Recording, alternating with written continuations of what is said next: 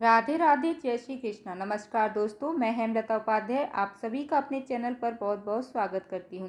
दोस्तों, आज मैं बात करने वाली हूं अमला एकादशी के बारे में।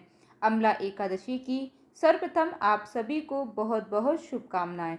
फाल्गुन मास के शुक्ल पक्ष की एकादशी, जिसका नाम होगा आमल की एकादशी या आंवला एकादशी, किस दिन है? आंवला एकादशी व्रत किस दिन किया जाएगा? 9 मार्च को या फिर 10 मार्च को?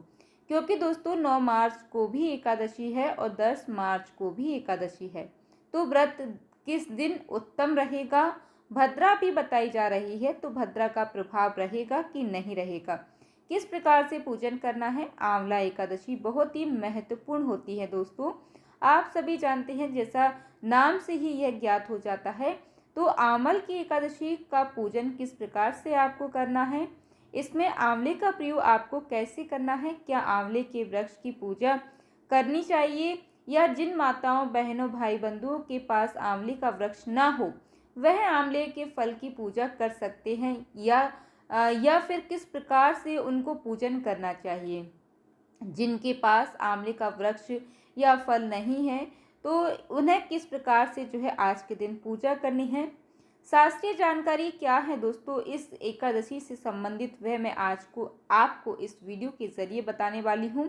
व्रत के नियम क्या है वह भी मैं आपको बताऊंगी। इस व्रत को किस दिन आरंभ करना चाहिए, किस विधि से आरंभ करना चाहिए। अगर आप व्रत करना आरंभ करना चाहते हैं, व्रत शुरू करना चाहते हैं, तो इस एकादशी से व्रत आप उठा सकते हैं या नहीं। पारण के नियम कैसे हैं, अलग रहेंगे, या पारण आपको कब करना है, व्रत पूजन आदि आपको कब करना है, किस प्रकार से करना है, संपूर्ण जानकारी एक एक करके मैं आज आपको इस वीडियो के माध्यम से बताने वाली हूँ। तो दोस्तों, वीडियो को स्किप बिल्कुल भी मत कीजिएगा, वीडियो को पूरा ज़रूर देखिएगा। और कुछ ऐसे उपाय भी मैं आज आपको इस वीडियो में बताने वाली हूँ जिन्हें आपको अमला एकादशी के दिन अवश्य ही कर लेना है। देखिए दोस्तों, जिस प्रकार से अन्य एकादशी बहुत ही अधिक महत्वपूर्ण होती हैं, उससे कहीं अधिक इस एकादशी का महत्व होता है, क्योंकि इस व्रत का जो फल है वह 1000 गोदान के बराबर होता है। 1000 गोदान करने से आपको जितना पुण्य फल प्राप्त होता है ना, उतना ही पुण्य फल आपको केवल इस एकादशी का व्रत व पूजन से हो जाता है। इसलिए दोस्तों, इस एकादशी का महत्व और भी इस एकादशी पर आंवले की पूजा बहुत ही अधिक विशेष बताई गई है। और आप जानते ही होंगे कि आंवले में भगवान श्री हरि का, माता लक्ष्मी जी का वास होता है।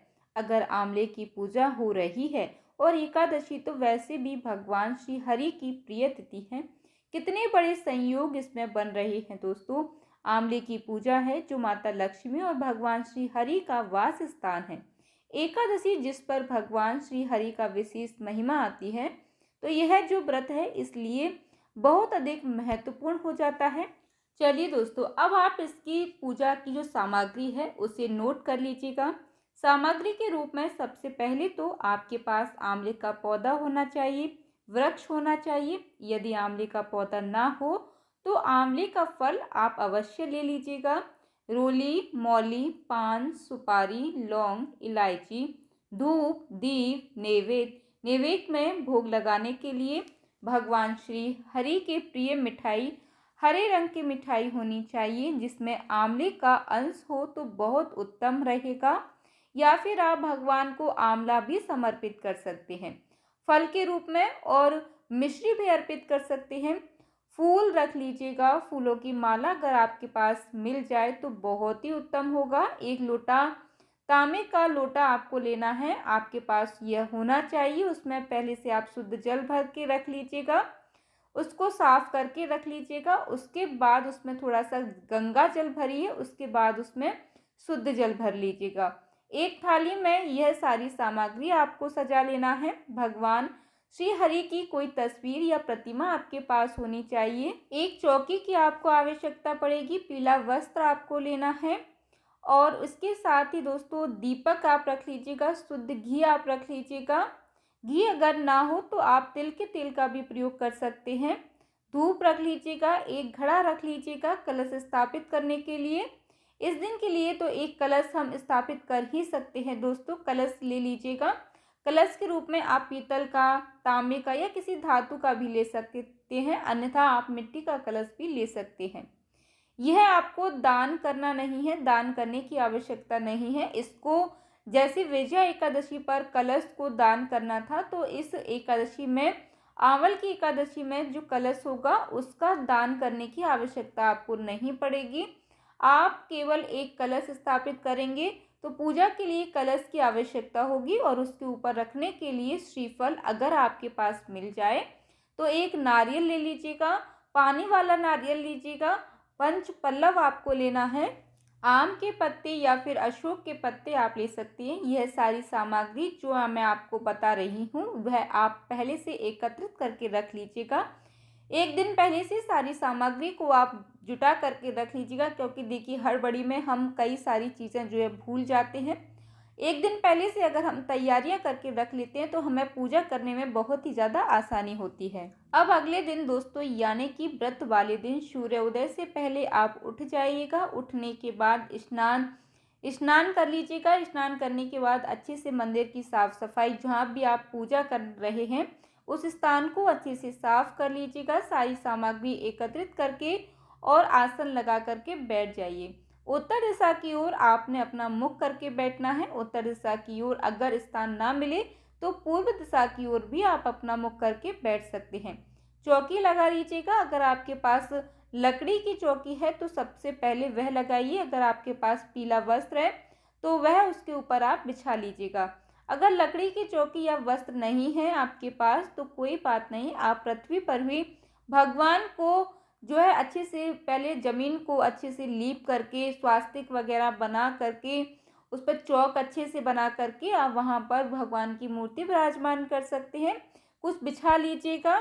देखिए दोस्तों, वैसे तो चौकी हर किसी के घर में अवेलेबल होती है, मिल ही जाती है। अगर नहीं है तो आप जानते ही होंगे कि मैं आपको हमेशा ही सामान्य तरीके से जो है आपको पूजा करने का तरीका बताती हूँ। इसमें कुछ ज़्यादा बहुत ज़्यादा विशेष मैं आपको नहीं बताती हूँ जो आप ना कर पाएँ।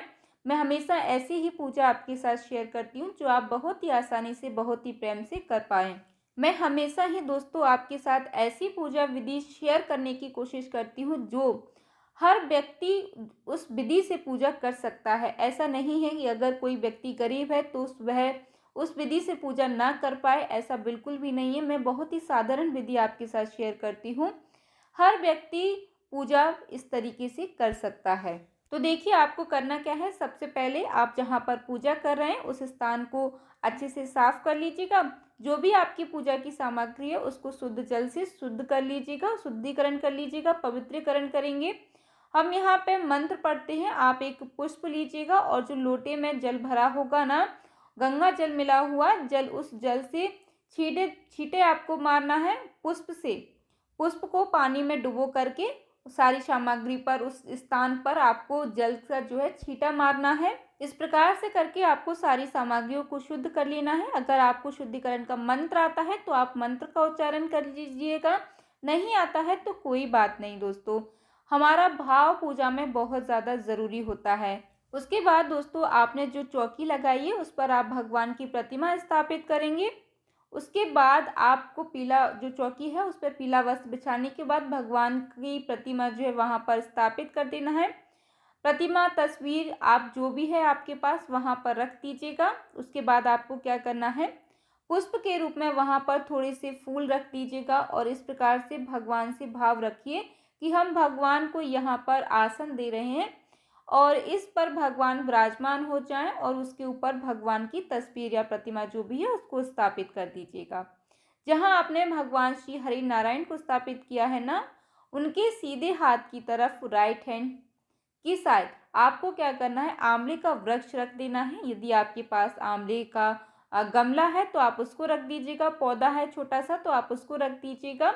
वहाँ पर आपको रख देना है सीधे हाथ पर। अब देखिए दोस्तों, यहाँ पर कुछ लोगों के प्रश्न हो सकते हैं कि हमें आंवले का पौधा नहीं मिल पाएगा या हमारे पास आंवले का वृक्ष नहीं है आसपास। तो देखिए, आप आंवले का फल ला कर के पूजा कर सकते हैं। एक साबुत आंवला आप लेकर के आएंगे। हरा कच्चा जो आंवला आता है उसमें यदि एक पत्ती वाला आंवला अगर आपको मिल जाता है तो बहुत ही उत्तम होगा।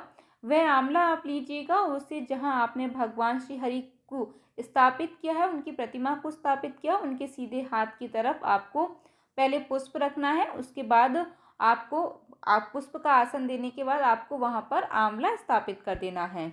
इतना करने के बाद दोस्तों आप पूजा आरंभ करेंगे। सबसे पहले अपने हाथ को अच्छे से धो लीजिएगा। उसके बाद दोस्तों आपको अपने सीधे हाथ में जल लेना है और जलाचमन करेंगे। अब देखिए यहाँ पर मंत्रों का उच्चारण किया जाता है, किस प्रकार से मैं आपको बता देती हूँ। ओम माधवाय नमः, 1 चम्मच जल लेना है, आपको पी लेना है। ओम केशवाय नमः, फिर से 1 चम्मच जल लेना है, पी लीजिएगा।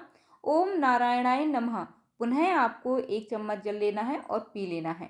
ठीक है, इस प्रकार से आप कर लीजिएगा। उसके बाद आपको फिर से 1 चम्मच जल लेना है और अपने हाथों को वहीं पर धो लेना है। उसके बाद दोस्तों आपको अपने आप को जो है तिलक कीजिएगा। मौली बांधी पारिवारिक जन यदि आपके साथ बैठकर पूजन कर रहे हैं तो उनको भी आप तिलक कीजिएगा और मौली आदि जो भी है वह सभी को बांध लीजिएगा। अब व्रत का संकल्प करेंगे। संकल्प आपको अवश्य ही करना चाहिए। आप पूरा विधान चाहे पूजा का करें ना करें, परंतु आपको संकल्प अवश्य करना चाहिए। संकल्प बहुत ही आवश्यक प्रतिक्रिया होती है दोस्तों। व्रत में पूजा छोटी बड़ी हो सकती है, पर संकल्प के बिना व्रत नहीं करना चाहिए। इसका ध्यान आपको अवश्य ही रखना चाहिए। तो दोस्तों संकल्प करने के बाद आप अपनी पूजा आरंभ कर सकते हैं। सबसे पहले दोस्तों अगर आपने कलश की स्थापना की है तो कलश का पूजन होगा। कलश स्थापना नहीं किए हो तो फिर पहले आंवले का पूजन, फिर भगवान श्री हरि का पूजन। कलश का हमने एक ऑप्शन दिया था दोस्तों आपको, अगर आप रखना चाहें तो रख लीजिएगा। बिना कलश के भी आप पूजन करना चाहें तो कर सकते हैं। आंवले का पूजन करने के लिए दोस्तों आंवला देव को स्मरण कीजिए, उनका ध्यान कीजिए, उनका मंत्र आपको जप करना है। उसके बाद आप जो है आंवले की पूजा आरंभ कीजिएगा। आंवले की पूजा करने के बाद दोस्तों आप जो है भगवान श्री हरि की पूजा आरंभ करेंगे और जो भी आपकी पूजा सामग्री है वह सारी चीज़ें आपको एक एक करके चढ़ा देनी है। उम्मीद करती हूँ दोस्तों कि आमल एकादशी से जुड़ी यह जानकारी आपको पसंद आई होगी। वीडियो अच्छा लगा हो तो लाइक ज़रूर कीजिएगा। साथ ही हमारे साथ जुड़े रहने के लिए चैनल को सब्सक्राइब कर लीजिएगा। जय माता दी दोस्तों, धन्यवाद।